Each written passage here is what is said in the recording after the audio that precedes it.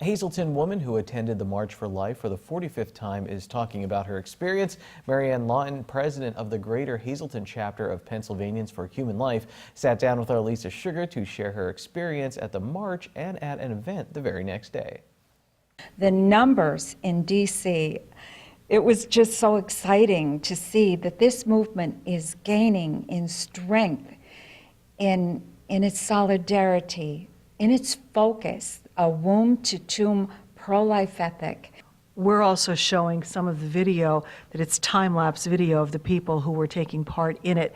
Do you think the reports did it justice on the numbers? How many people do you think were actually there? Oh, absolutely not. And we're having a hard time getting the actual numbers. But when you see our small community sent 1,000, I've heard up to 400,000. I think that might be high, but I'm sure there was a 250,000 people there. After you spent the entire day in Washington, D.C., you then got up the next morning and went to Wilkes-Barre.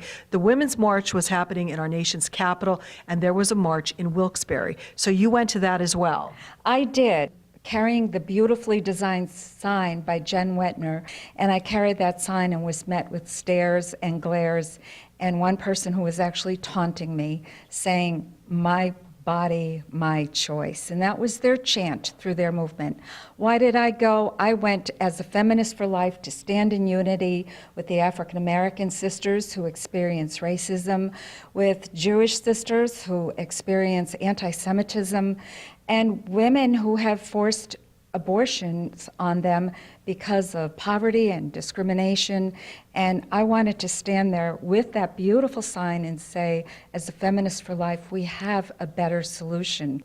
It was sad to feel so excluded from this feminist movement because I've been a part of it since its inception, but the reward came at the very end as I'm walking alone back across the bridge and through Kirby Park, and I'm walking by myself because not too many people or anybody wanted to walk with me there.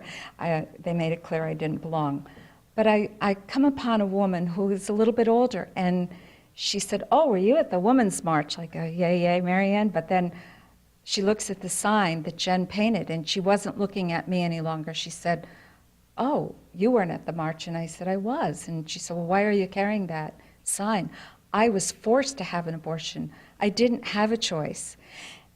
And this beautiful depiction of the unborn baby, I said to her, "Do you realize what you just said?" You said, "I was forced to abort my baby." In that sentence, you gave dignity to your child's life. I had the opportunity to stand there with her and to listen to her story and to help her this day experience the first step in healing. Lawton plans to continue to attend the pro-life march until Roe v. Wade is overturned.